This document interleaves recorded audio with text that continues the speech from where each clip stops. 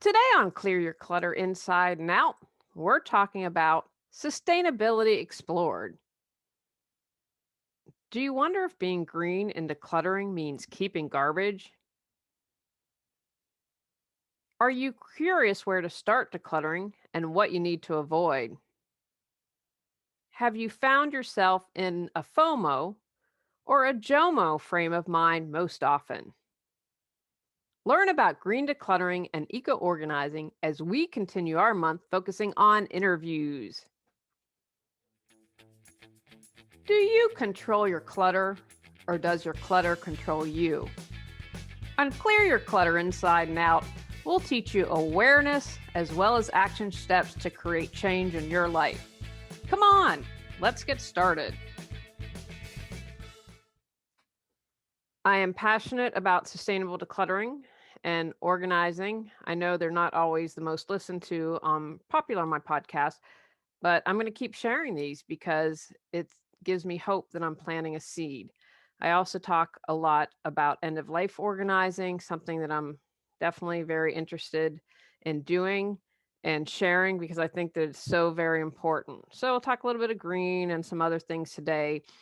And it is on the Sustainably Explored podcast with Anna. And I'm not even going to try to pronounce her name. She's from the Ukraine and she says at the beginning, just because I have a track record for butchering everything, especially when it comes to pronunciation.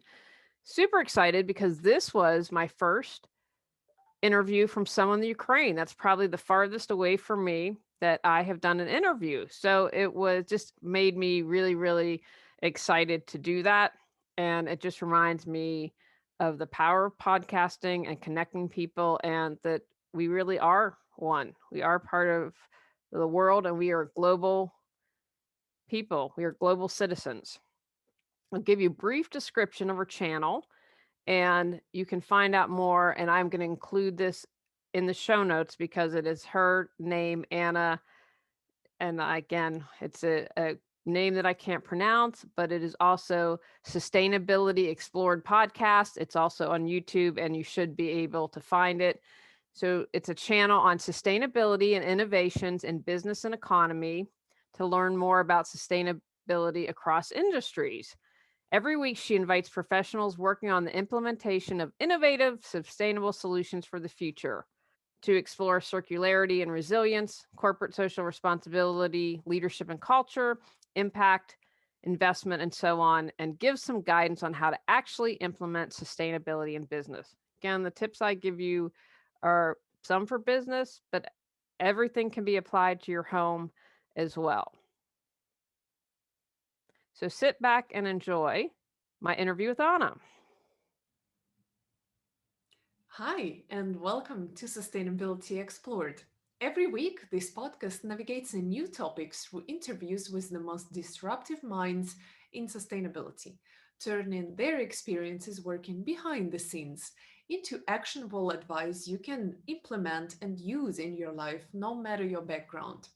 My name is Anna. I am an environmentalist, sustainability consultant, and the host of this show. Today, we are joined by Julie Coraccio, an award winning professional life and end of life organizer, author, and certified life coach. Julie is passionate about supporting people in clearing clutter in all areas of their life, getting organized, and becoming more mindful and aware.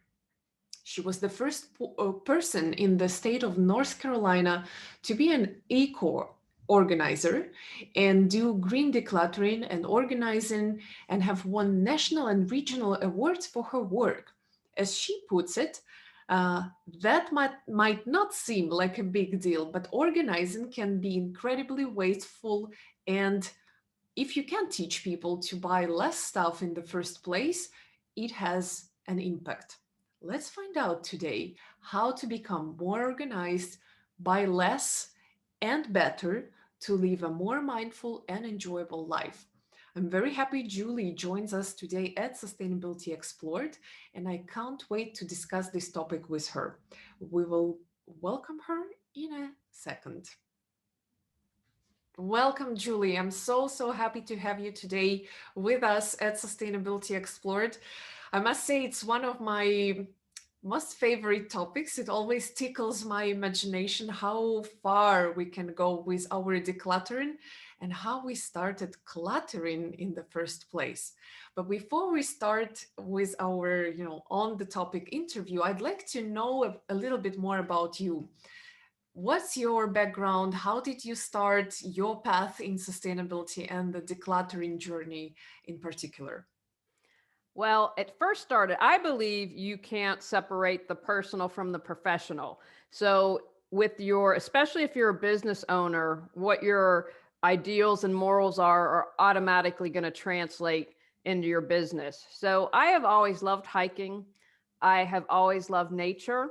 And so that really as a youth began my interest in being aware of Mother Earth, being aware of nature, the fragility, how, I personally believe with all the climate change going on, Mother Earth is not happy. And, she's doing a hurricane to say, hey, wake up. You've got to make changes. So I was very aware just because of my love of nature. And I always try to be eco friendly and do what I can. Like I believe you can do things on a small scale and on a big scale. Like we got an electric car, for an example. And, I'm so excited for your podcast because one of the things I think is really important is to educate, but I'll get to that in a moment. So, anyway, this was always my interest. And then when I started my business in 2009, I'll never forget, I'd been in business a month and I went out to coffee with someone to network. And the first thing she said was, I hate professional organizers. Now, normally I would have been like, oh no, and run away. But I said, well, why? And we ended up having this awesome conversation. And she said, they're so wasteful. And I said, but it doesn't have to be that way. You can be green, you can do all this eco friendly stuff. And so I left that meeting with my purpose. I said, I'm going to be an eco organizer. So I did research. No one else was doing it. So I was the first person in the state of North Carolina to focus on eco-friendly organizing and decluttering.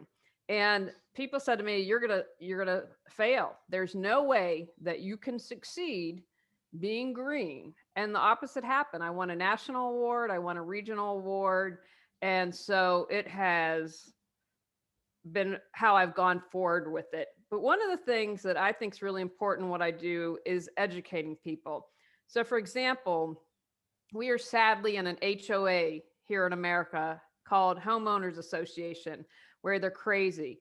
So they denied our request to have solar panels. And they are so backwards in their thinking and they don't understand North Carolina is the third highest rate of return on your solar investment. We are 100%, our roof is 100% south facing, which is ideal.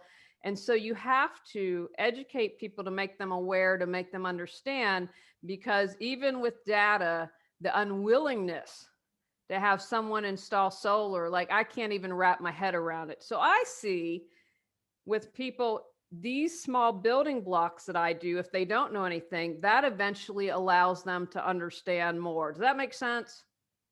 It does. First, I have a question. You mentioned that that lady at the meeting said life organizers.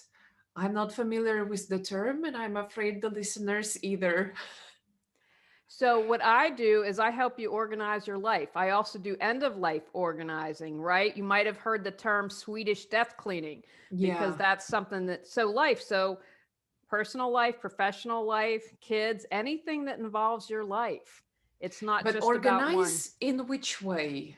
So if you have an Schedule? office, for Mhm. instance, maybe you need to have your office organized so you can find your papers easily, or your filing cabinet, or your clothes closet, or your garage, helping that. Does that make sense now? Mm-hmm, mm-hmm. Ah, well, now the next question is I don't even know how to put it. It means that people have so much stuff. It comes from abundance, the need to organize life.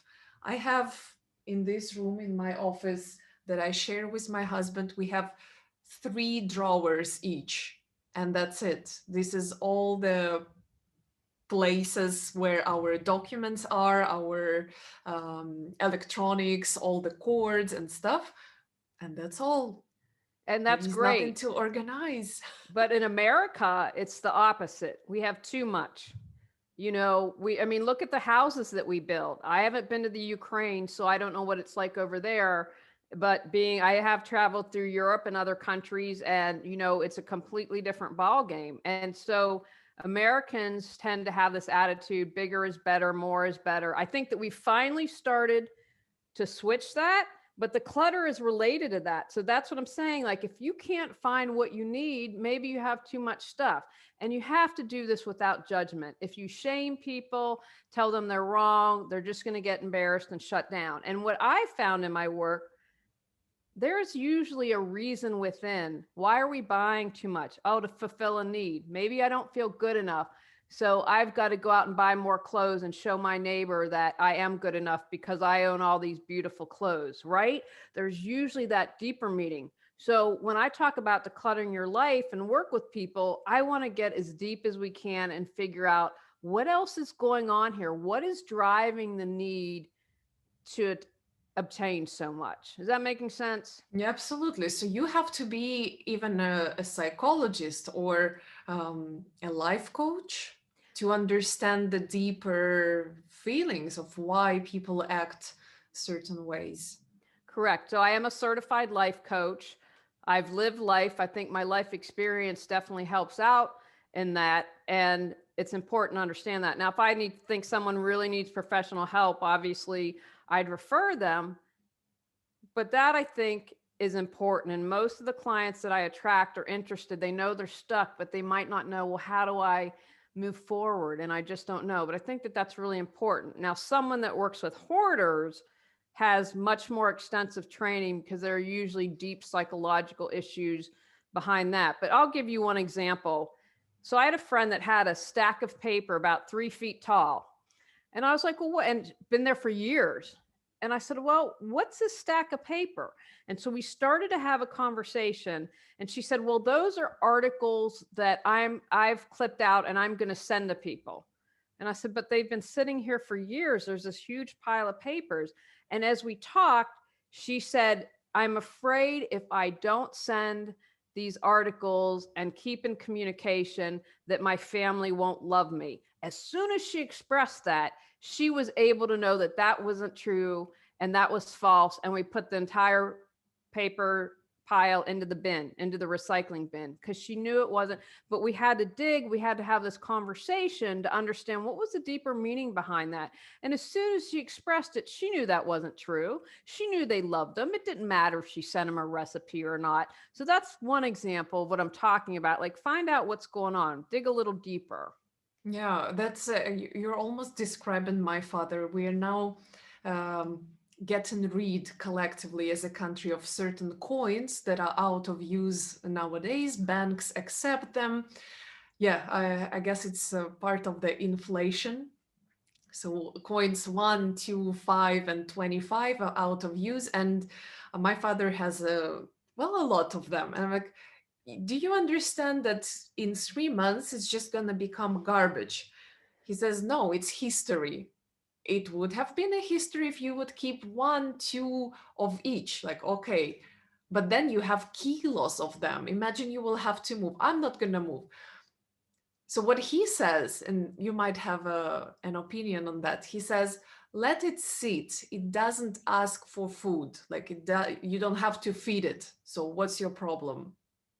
And I don't have anything to say to that. Well, one thing I would suggest, I can appreciate him wanting history, but do you know what a shadow box is? So it's like here in America, you can get them. So it's a little frame and it usually has like maybe a black material, velvet material background. And so you could put some of the coins and arrange them in a really pretty way that you could hang on. So you keep a couple of the ones that you think are really beautiful. So you hang that up and you honor history. So I would say to ask your father, what is this costing you? Well, first of all, it's taking up space. It's taking up physical space. everything is energy, whether you believe that from a spiritual perspective or you believe that from a physics perspective. So I would say to your dad, how is this draining you? Like, at the back of your mind, drip, drip, drip, there are all these things. And so what is sitting there is actual money. Because a lot of times I'll say to people, look around all the clutter in your home. That was money at some point, and now it's clutter. So he has literal money sitting around his house. And I would say, well, what do you want to, what would you like to do with that? Is there something you'd like to buy? You can buy necessities like food, but maybe you want a new winter coat, whatever it is. And so that's literally a physical drain. It's a mental, it's an emotional drain. Even if he can't articulate it, it's there and it's the back of his mind. Wonderful. I'm gonna try that technique on him, definitely. I myself went through a decluttering process recently, and how it happened, we moved into a new space that was designed with a designer. We are renting this apartment, so it's not mine. And yet, because it's so harmonious here, it started to call for harmony inside. I worked with the stylist, completely changed my wardrobe. It was time to let go of certain things. And funny, you should mention that everything was money at some point. I even managed to sell sweaters, pullovers, pants to sell for a little bit. But yet, I needed to be sure that people needed it. To give away is another strategy, but I wanted to first try, to test this idea that if you pay money for it, it means you really need it. So I tried that and it worked. Even certain shoes, my size is not common. I have quite a long foot. So even some of the shoes were sold. And I started to go more and more. I fixed my nutrition, I fixed my sports schedule, I reorganized my papers, even got rid of the documents that made no sense anymore. I'm like, why are we keeping things that are irrelevant, like really irrelevant? So recycling, recycling. And I literally felt I started to breathe differently. My posture changed. I'm like, Mm-hmm. wow, exactly what you're talking about. Energy drainage.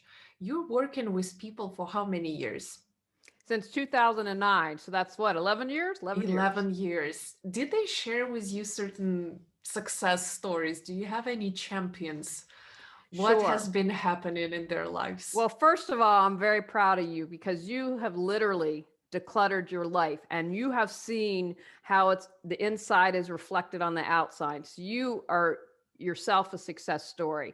So one example is I had a client who had a bunch of, she put all her papers and her clutter on her dining room table.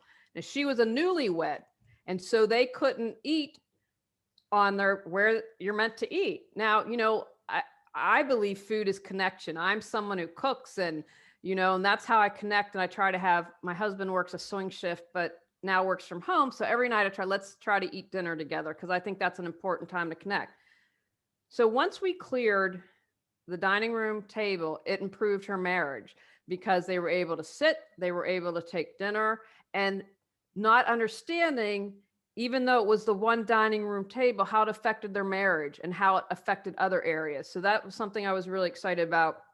I had a client who, her mother-in-law, every time she came over would complain about the house, and that upset her. It hurt her feelings. It caused, again, another example of strain in the marriage. And once we cleared that, it helped her confidence. It improved her relationship with her mother-in-law, improved relationship with her kids and her husband.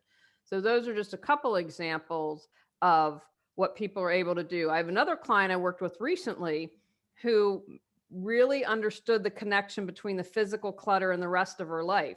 Her physical clutter allowed her to apply for some support in housing because she's not in a great housing situation. It allowed her to speak up for herself with medical concerns. Instead of the doctor saying, this is what you need to do, she's able to say, well, can we discuss it more? I have some concern. And so it really reflected more in her outer life and having more confidence, standing up for herself, which to me is just as valuable as clearing the physical clutter. When we clear our clutter, we can share our gifts with the world because clutter prevents us from doing that. Our world is in such a not great state these days, especially here in America. And what if we were to live in a world where everyone was sharing their gifts? If everyone was doing what they were excited and passionate about, we'd look like a completely different world. I really believe that. It's true. It's true. Overwhelmed with stuff, can't find what you need when you need it, tired of wasting time and energy maintaining your mess, longing for peace of mind. Get control of your clutter so your clutter doesn't control you. Reclaim time, money, sanity, and resources. Physical Got Clutter 365 journal prompts supports you in clearing your physical clutter. Free gift purchase to support you even more in your journey to declutter your life. Earlier in our conversation, you said, when you referred to that conversation with the lady, I hate life organizers, and you decided to become an eco-organizer. What does it mean? What is the difference? So I teach people to be sustainable when decluttering and when organizing. So, as one example, do you know your recycling laws? So, as we're decluttering, do you know what we can recycle? Can I provide for you a resource? I know this guy that he'll come haul away the junk, but he recycles what he can, he donates what he can, and he sells what he can. So that way it's not just being thrown in the landfill. When we're organizing, can we upcycle or repurpose? Is there something in the house you already own that I can use instead of having to buy a plastic container and increasing consumerism? It's about making people aware, as we've talked about. Why are we buying? What need are you trying to fulfill? If you aren't using it, you don't love it, you don't like it, why are we getting more? And and about increasing that awareness. And it's not about shame. I don't feel that shame is productive. So it's about teaching people to rethink. Do I need that? Why am I buying that? As I've talked about. So it's becoming more, it's about awareness and taking action to create change. Does that make sense? Absolutely, absolutely it does. Did you have to deal with convincing people, or do you only help those that come pre-convinced? No, I have, but I will meet people where they are. So I am always trying in conversations or if having to make a referral to slip in education. And so most of the time people are like, hey, that's really cool, I didn't know that. And in a couple instances, I believe I've planted seeds. So maybe they weren't ready to do something today, but that doesn't mean down the road they won't be. And again, if you do it from a place of love instead of shaming, blaming, and judging, people are more open to hearing it. Someone who wants to start decluttering, what would you suggest to do in the first steps, and what to avoid? Great question. So I would say it really depends on how much stuff you have. Maybe you have a deadline. For instance, you're getting shelves installed in the closet. So you might want to start there.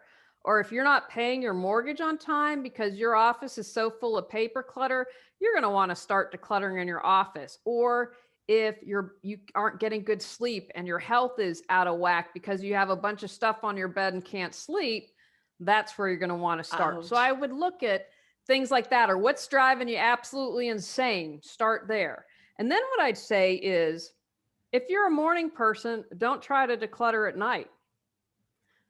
Do it when you're in the right frame of mind. If you're really stressed out at work, it's probably not the best time to start to declutter.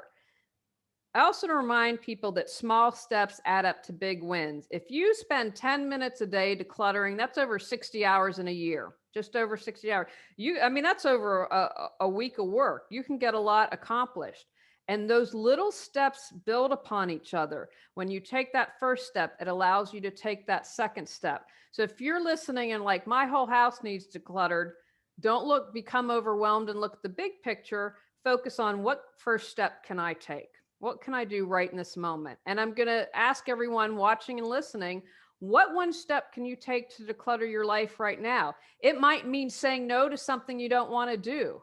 It might mean stopping right now and taking 10 deep breaths. It might say, you know what? I never wear that blouse anymore. I'm going to donate it or give it to a friend or try to sell it. Small steps add up to big wins.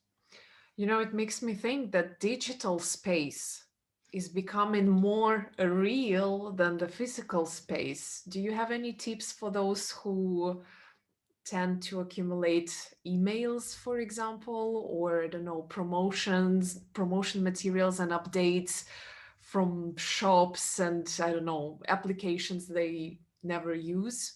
That's a great, you should be calling your apps and electronics and technology you don't use on a regular basis. I'd say every 6 months or a year, most definitely. What apps aren't you using on your iPad? Let those go. Email, oh my goodness, we can get really sucked into that. So that's where you really got to exercise discernment. So if you delete it every time, take 2 seconds to hit the unsubscribe button. There are also apps out there like Unroll Me where they'll do an analysis and say, hey, I think you should delete all these emails because you haven't opened them in 6 months. And that, if you want to spend a little bit of money, can help you in one fell swoop, really declutter. And so take the time to unscribe or find something like Unroll Me. If you're really not interested, then let it go. And then I say create folders for stuff that you really need to save and need easy access to. But then you're going to want to declutter those. If you haven't looked at them in a year, why are you still holding on to them? And again, be smart. If you, like, for instance, I have most of our cats' health and medical records in an email. I'm going to keep those in case I need to reference something. So, or if it's something for taxes, I have folders for taxes. But once we've hit 7 years, so anything from 2012 and earlier, here in the US, they recommend holding on for 7 years. They can be deleted. I don't need to hold on to that anymore. So those are just a few Mhm. tips. Right. About continuing the digital detox topic, I guess it's connected to the fear of missing out, FOMO. If we go down deep down the psychological meaning, like, yes, but how will I unsubscribe? Maybe there will be something interesting for me in the future, so I don't want to let go just yet. What does it have to say about us? Well, I have two thoughts on that. One, ask yourself, can you trust that you'll get what you need when you need it? So that when you want to find that really nice date outfit, that all of a sudden it'll pop up in your news feed or you'll get an email about it. And then the other thing, flip that FOMO, fear of missing out, to joy of missing out. Wow, look at that digital clutter you released. I recently was off Facebook. I think Facebook is awful and I hate it. And if I didn't have a business, I would remove myself completely. I was off Facebook for 5 weeks and boy, did it feel good. I had someone crazy come on my wall with all this anger, and I'm like, what am I doing? So I stepped back. I deleted the app from my iPad to make that easier, and it made a huge difference. And so I let it go. And the mental clutter I released of not feeling craziness on Facebook, the emotional clutter that I was able to let go of, I felt it was like a weight had been lifted. So those are That's two things. amazing. Consider, can you trust you'll get what you need when you need it? And what joy can you find of missing out? Yeah, yeah. Do you work only with individuals or with companies, organizations, corporations too? I do, more so in the speaking and the presenting.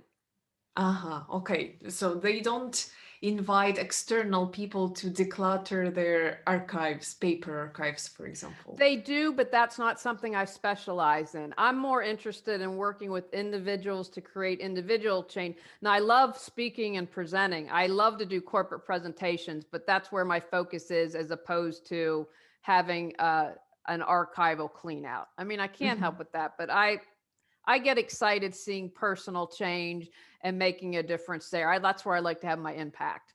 That's cool. What are your professional dreams, goals, aspirations for 2021? 2020 was hard enough already. Let's think positive now. I'm with you. I'm going to call this current year the year that shall not be named. So in 2021, I've got big changes coming up. We're moving. We are going back to my childhood town in Wheeling, West Virginia. So I've got where we downsized last year and did the process again this year. I am going to be working on books. I currently have 10 journal prompt books, and I have another book that's more DIY called Clear Your Clutter Inside and Out. So I hope to write two more personal books because that's about clearing my inner clutter, and that's important to me. And I'm working on an end of life book as well. So it's going to be a lot of writing next year, as that's really important to me. And I have been studying plant medicine. And so I believe everything I consider myself holistic is related. So, how can I bring what I'm learning about plants into my practice? So, for instance, if you're stressed out, let's have some oat straw tea. Here are some things you might want to explore. And I have been making my own flower essences and love that and think that's very amazing. So I don't know how it's going to play out. I'm doing the course through the end of March, and then I'm going to retake the entire thing because there's so much incredible information. But those are what I'm going to be working on in 2021. Wow. I have one more question. When you say organization, organizing the end of life, Yes. and that Swedish concept that you mentioned, I'm familiar with the idea, like declutter to the point, declutter and imagine what people will see once you're gone, how they're gonna find your space. But I let you expand on the topic. Sure. What is So it it's a couple about? of things. First of all, when you go on to the next great adventure, you don't want to leave your loved ones stressed out. You want to be able to provide peace of mind. Did they know what you want for your funeral? Have you planned that all? What's your legacy? What do you want people? Maybe it's not about being famous. It's about what would my family like to know? What would I like to leave them? Maybe you want to leave them, these are my values. These are the principles that I have lived my life by. And I want to get that down for you. If they're an artist, maybe you want to have information from all their artwork that they can, maybe it's going to a museum, maybe you want it in the homes of your loved ones, but taking the time to say this is what this piece was about. Do you have legal paperwork? Now I don't know how it is in the Ukraine, but for example, there are multiple famous cases. Aretha Franklin, it's still being debated. They found a will in the couch cushion. They're contesting that now. Prince didn't leave a will, and he's been gone, what, 3 or 4 years now. And so you're leaving people stressed out. Well, what did he want? What were his wishes? What are the passwords? Maybe you don't want to be on Facebook when you go. And if you don't have passwords, at least here in America, like with email, you can't necessarily, you have to get a court order to get the email open, and they might not allow you to do that. And so there are all these things that you have to think about to make life easier for those you're living behind. We're a cat family. I can't tell you how many pets get thrown out on the streets because there weren't any plans made for that. When I go, I don't want to be on machines. Don't go nuts. I want to make sure that that's understood. I said to my nephew the other day, if I lose my mind, smother me with a pillow. I don't want to stay in this condition. So truly, that's what my It's your wish is. choice. Yeah. Yeah, I don't want to be a burden to everyone. So it's about organizing all of that and taking care of that. What I say is have a binder, create all the information. Where's the key for the safety deposit box? What do you want to happen? And then no one's left behind. Then you've given the gift of peace of mind. And then there's the whole other piece of all your stuff. You know, most kids today, most younger generations don't want a lot of stuff, and they're having to deal with cleaning out their parents' home. I want to tell you something. If you've accumulated stuff over 40 or 50 years here in America, that's a lot of stuff. That's not something that's going to be done in a day. That's months. I had a friend that spent 18 months, no, not every day, but cleaning out her parents' home. Ay, Not, ay. not every weekend, but 18 months of your life clearing out clutter from a home. Yeah. Is that how you want to spend your time? Is that what you want your leave for your loved ones? Probably not.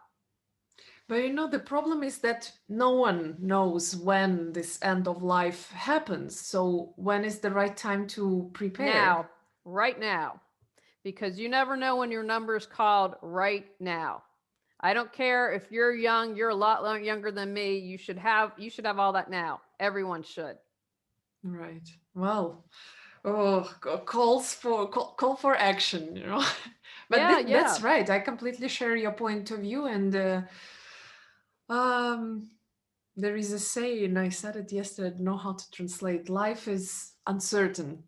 Saying is Ukrainian is more snappy, but yeah, Hmm. life is uncertain. You don't know. You may not know, not anticipate when your number is called, as you say. My mother has been very ill, and this is one of the reasons the year has been awful. And so she had unexpectedly two heart attacks and a stroke. Now, 2 or 3 years ago, and this is why I got involved with end of life organization. My father had my siblings and I sit down with an attorney, with an accountant. Now, my parents aren't wealthy.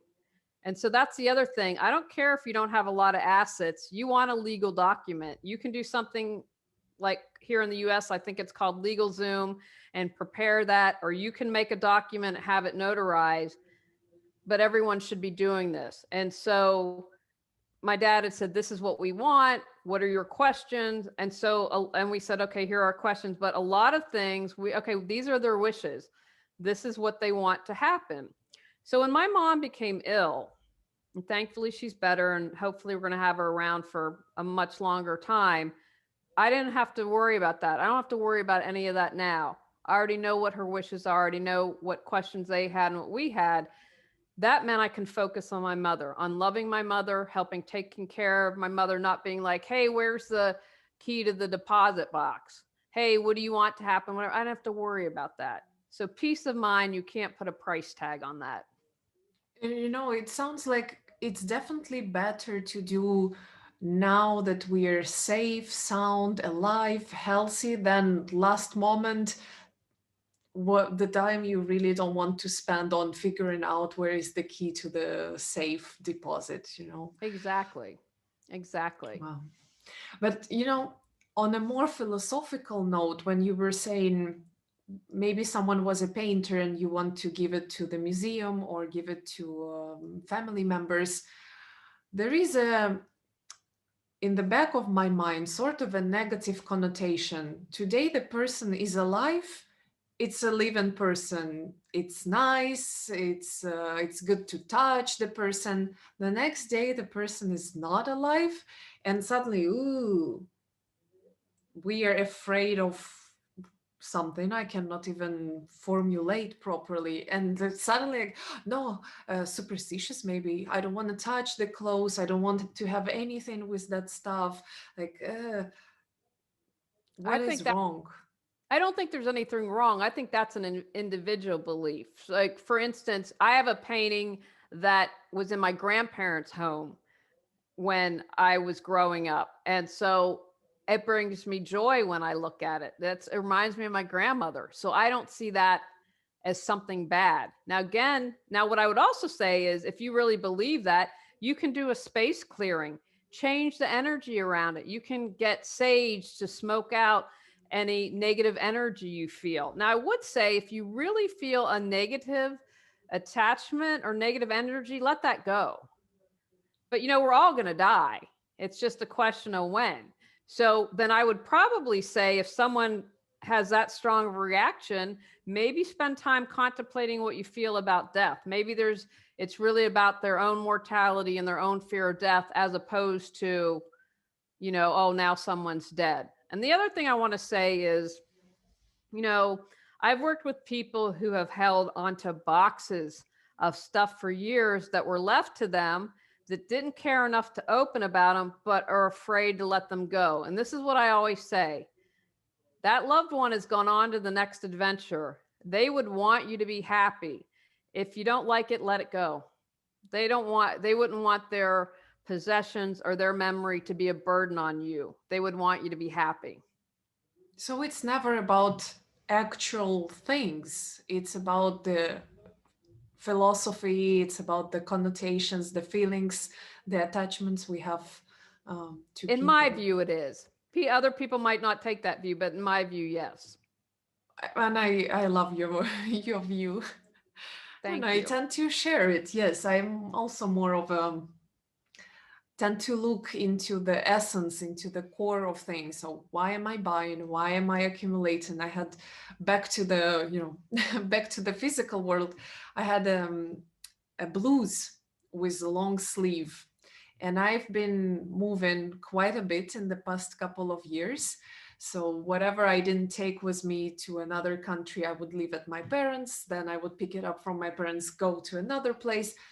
It has been like that for like 2 3 years, 2.5 years, until it arrived again to the new apartment, and I started trying that clothes out, and that long sleeve turned out to be short like this.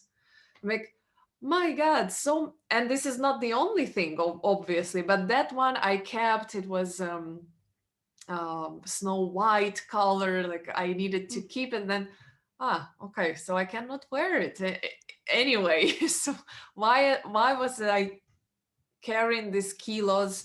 I was paying for movers, Mm. movers to move my stuff from one place to another. All that luggage, all those air fares, that's just not right. Well, So you're not alone. You're not alone. And it's a process. Like you've done a lot of work and you can see the results. And that's why I say take that one step. Just begin. And the more you do it, the easier it becomes, really. mhm. Julie, what would be your one piece of advice for the listeners? You have to pick up one thing. Okay, one thing I would say to remember that no matter what happens in life, you are good enough, you are worthy enough, and you are loved. Because, in my view, in my experience, the clutter is about the deeper issue. And a lot of times, if you felt good enough, you wouldn't have to worry about accumulating a huge wardrobe. If you felt worthy, you wouldn't allow yourself to be in an unhealthy relationship. And if you felt loved, you wouldn't allow all types of clutter to accumulate in your life. So no matter what happens, you're good enough, you're worthy enough, and you're loved. Thank you so much. Thank you. It was a joy speaking with you today, and all the best for 2021 for Thank you so you and for much. the listeners. Thank Thank you. you. Ciao, ciao.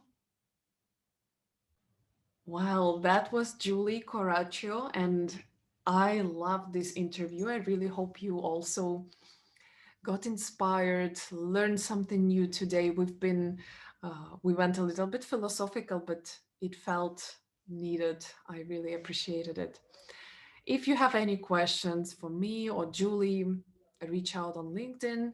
We're both there, approachable, findable, and eager to talk. If you like the podcast, you know what to do. Subscribe, share on your social media, leave a review on the platform you're listening on, especially if you leave a review on our Podchaser page. Just look for Sustainability Explored, or on iTunes. Reading your review, replying to you, getting back to you on that always makes me very, very happy. Well, finally, yes, find me on LinkedIn, challenge me with your questions, suggest guests or topics you'd like me to cover in the future. I will certainly try to make it happen, to record those interviews with people you're most interested in having on Sustainability Explored. This was Sustainability Explored, episode number 70, season end of season 6, and me, your host, Anna Cheshina. Thank you again for listening, for being with us today and always. And until next time, next Thursday, take care, stay sustainable. Bye bye. Take actions from today's podcast. Check out Anna's podcast, Sustainability Explored. See how you can be more green in your decluttering. Consider ways to do eco organizing. Embrace JOMO, more often than FOMO. Remember, we're all connected. On our next episode, we're talking about love and light. Go out, clear your clutter to create the life you choose, deserve, and desire. When you clear your clutter, you can share your gifts with the world. Sign up for our free newsletter at reawakenyourbrilliance.com. If you've enjoyed Clear Your Clutter Inside and Out, please rate, review, and share us.